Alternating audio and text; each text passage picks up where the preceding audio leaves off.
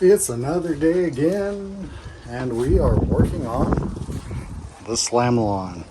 So it's been a while, but I did get the coilovers on, and it is definitely sitting more low. Now, I still got quite a bit of work to do. I've been messing with the backs quite a bit. I was kind of messing around with the camber on them a little bit, which I didn't get any video of, but the camber was way off, and the only way you can adjust the rears as far as the camber goes is the tops of the coilovers. You can get a little bit of adjustment on the bottom strut nuts, but I didn't have enough adjustment there to get it close to where I needed, so I ended up pulling the tops out of both sides, moving over the adjustment one notch on each side, and it got one side really close and the other side is still not right. So I'm putting that on the back burner, and we're going to move on to the front today. Now with the front, I did, if I remember correctly, I had adjusted the coilovers to the same length on both sides, but for some reason, if you look on this side, it is up against the fender. Like you can't even get anything in there. It's clear up against there. But on this side, you can get a finger in there. And so there's actually a bit of a gap. So what I've done was I aired up both sides, or both the front tires to the same pressure, and then I got some measurements and recorded them right here. Left front, we're sitting at about 24 3/8. Right front, we're about 24 3/4. And the rears, I didn't check the pressure on them, but took a measurement anyway and just put a little note that says no air. I'll go back and check those later, but with those front measurements, I'm wanting to get about another 1/2 inch on the right front and about 7/8 on the left front. Now, if we adjust those that much, then it should put both of them right at about 25 1/4. So, which is pretty even with the rear. So, let's get to it.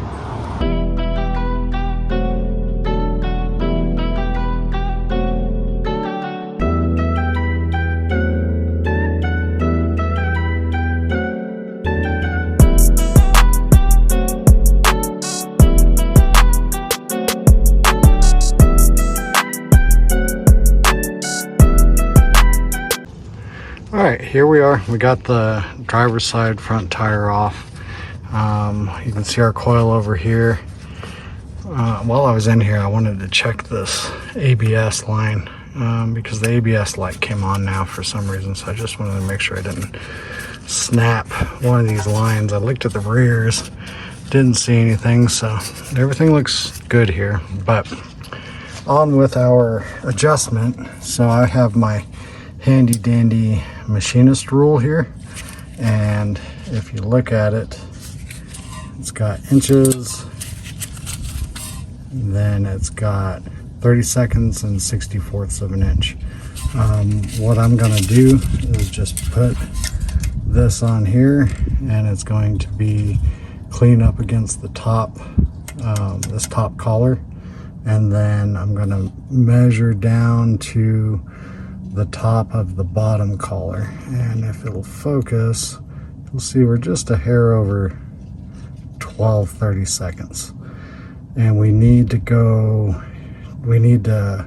raise it 7/8 of an inch, and if you count 7/8, each one of those numbers is 7/8, so it would come down to 4 8 30 seconds.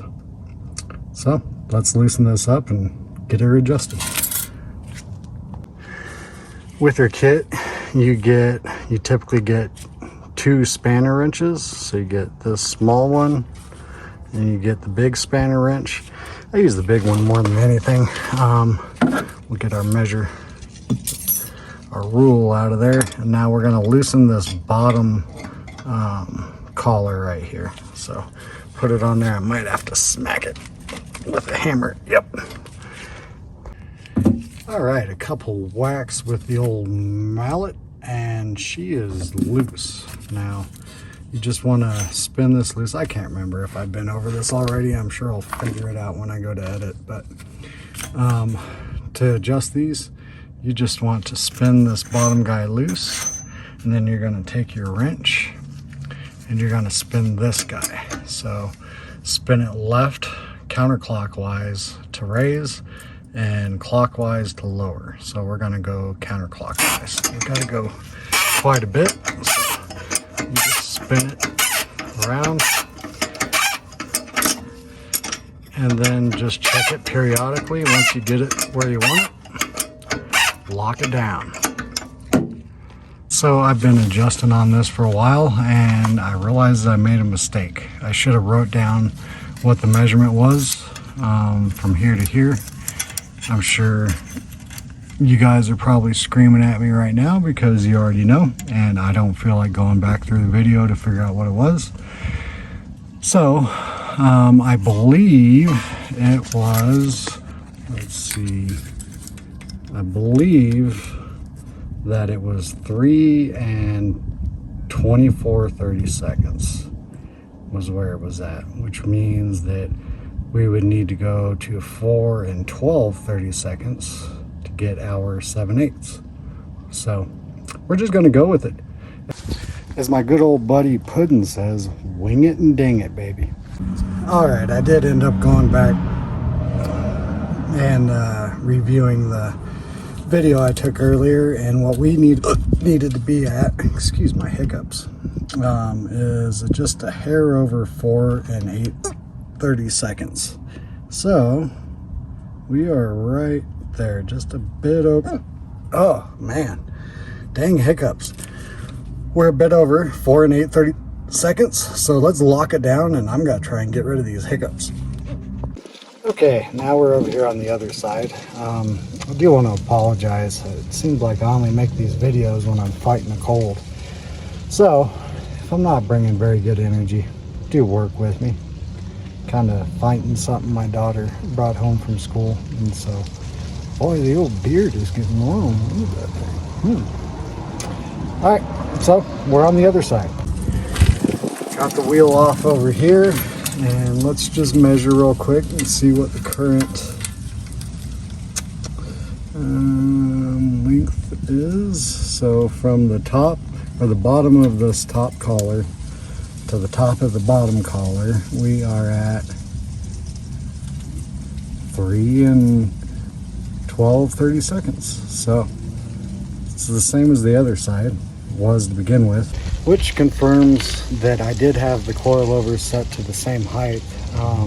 This car is being really weird. I don't know if there's a lot more weight on that driver's side or what, but it was the same with the rear, where one side was a lot tighter than the other. So we're just going to adjust it to the height we need. And reviewing our little sheet here, we needed 1/2 inch. So it's going to be the same as the other side. We're just going to loosen up our bottom collar here, and then we're going to spin the top one until we get an extra 1/2 inch. Now, if we are at 4 and 12/30 seconds, then we need to be at, let's see, 12, 16, 24, and 24/30 seconds. So let's adjust it to that. So after reviewing this on my own, I wanted to correct myself, and since we are at 4 and 12/30 seconds right there, and we need a 1/2 inch, each marking on there is an 1/8, so we need 4, so 2/8 is a quarter, 4/8 would be a 1/2, so we would go to 12, 16, 20, 24, 28. 4 and 28/30 seconds is what we're going for.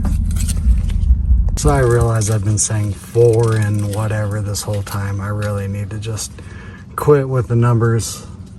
with being under the weather. It's not working out for me. Anyway, it was supposed to be 3 and 28 30 seconds. 3 and 28 30 seconds, which we got her adjusted, and we are right about at 3 and 28 30 seconds. So we're going to lock this side down. I did realize that I wanted to check the camber just with a level before I got it in the air. I did not do that, so now we get to tighten it down. Don't forget to tighten down your bottom collar here. So you just put your spanner wrench on there and then tighten her down, and then I usually smack it with the old mallet a few times to make sure it's locked down good and tight. We're going to do that and then put the wheels on and put her back on the ground and see what we did. All right, we got her wheels back on the front. Let's lower her down and see how she looks.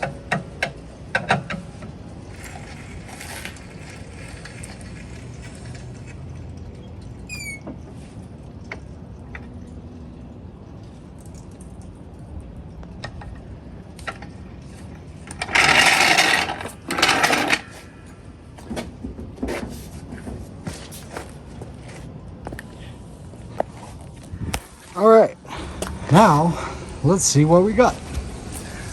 So it did lift it up quite a bit. If you remember correctly, we tried to go 7/8 on this side, and we've got a full finger in there, full hand width. It's in there. So that side should have plenty of clearance. We'll probably leave it there and see if the springs settle any. Let's look at the other side.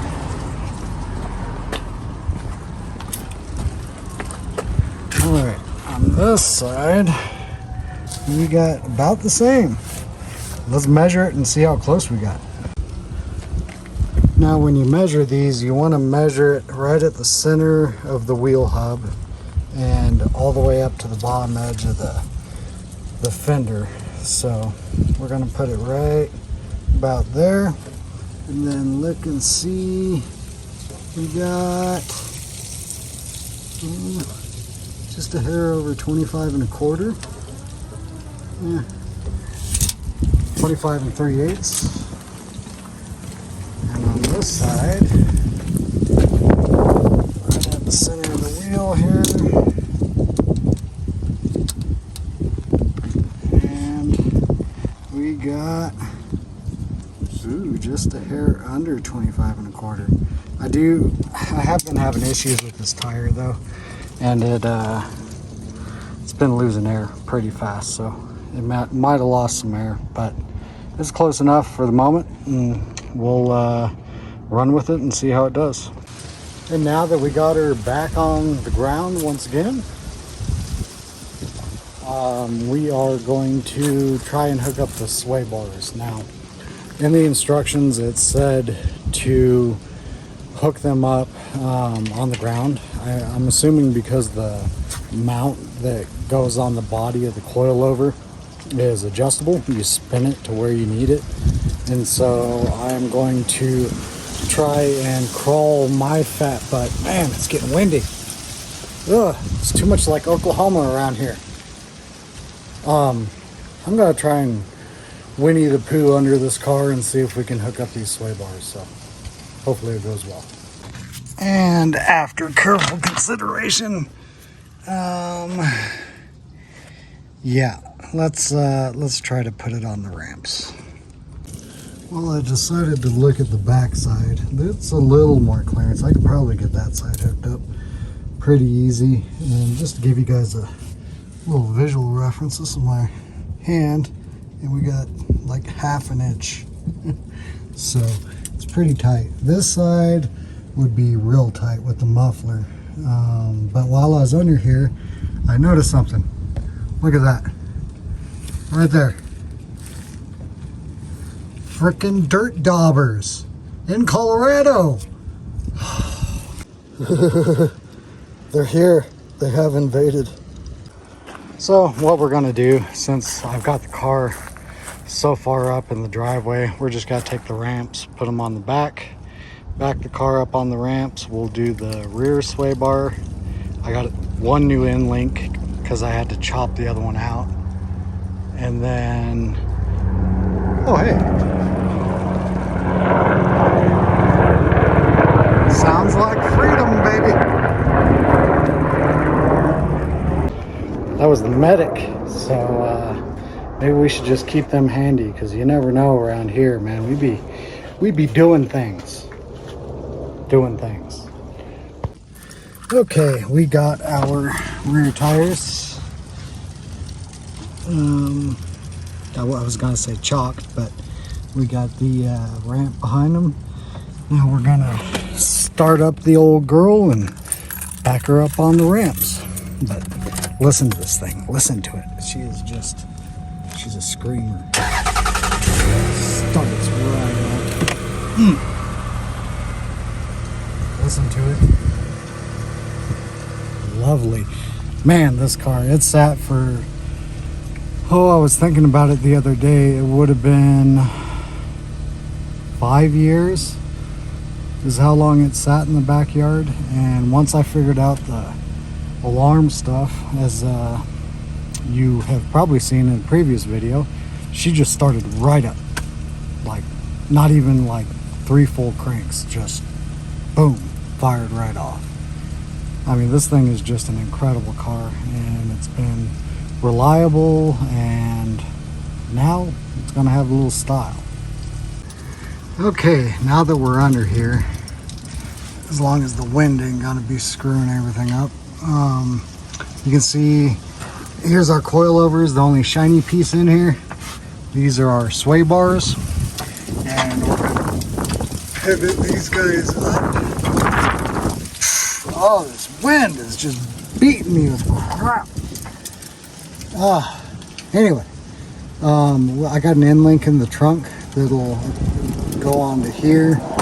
This side you can probably tell a little better. Let me just shimmy on over. And so here is the end link. So here's your sway bar. Your end link goes on the end. Big surprise. And then you just put this guy up here, and maybe get the camera where it's supposed to be. That black collar, see how it has a little bracket on the end of it? The end of the end link goes in there. Then they give you a couple of these little adapters in case you need them. I just left them on there so I wouldn't lose them. But this part, I'm kind of just swinging from the hip, and gonna figure out how it's supposed to go. Like, I don't exactly know where this sway bar is supposed to go in the travel. Like, that's all the way up, and that's all the way down. So somewhere in between there and there. Maybe if we put it pretty much level, we'll try and make the part of the arm that hooks up, we'll try and make that as level as possible. Go with that and try it. Okay, here's our new end link. Like I said, I got a new one for this side. It's because I had to cut off the one that was on the stock shock back here, and I figured it wasn't worth fighting with anymore, so I hacked that sucker off there. Pause for more freedom.